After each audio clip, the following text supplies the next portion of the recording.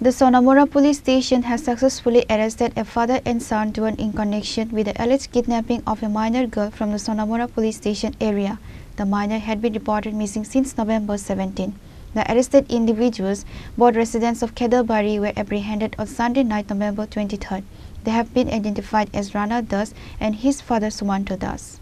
Based on the investigation and specific intelligence, the police team launched an operation that led to the arrest of the two accused from their residence in Khedabari. The father, Sumanto Das, was arrested for allegedly assisting his son Rana Das in a crime and concealing information related to the kidnapping. A case was registered at the Sonamora police station following a complaint regarding the kidnapping of a minor girl on November 17.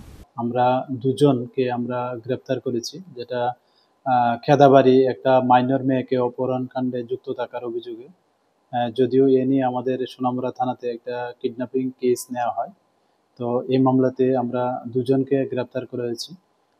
একজনের নাম হলো রানা দাস এবং যিনি main principal accused এবং ওনাকে যিনি সাহায্য করেছেন বলে অভিযোগ এবং আমাদের কাছে যা সত্যতা আছে এর বেসিসে ওদেরকে গ্রেফতার করা হয়েছে এবং অন্যজন হলেন ওনার বাবা শ্রী সুমন্ত দাস। তো আগামীকালকে আমরা ওনাদেরকে মহামান্য আদালতে প্রেরণ করব after observing all legal formalities এবং তাদের যে পিছনে যদি আমরা দেখছি যে এই অপহরণ কাণ্ডের পিছনে আরো কেউ যুক্ত আছে কিনা, তো যারাই এই অপহরণ কাণ্ডের সঙ্গে যুক্ত থাকবে আমরা অবশ্যই তাদের আইনের আওতায় আনব। Both father and son are currently in police custody and further legal proceedings, including presenting them before the court, are underway. Pure Report, Trini Khora.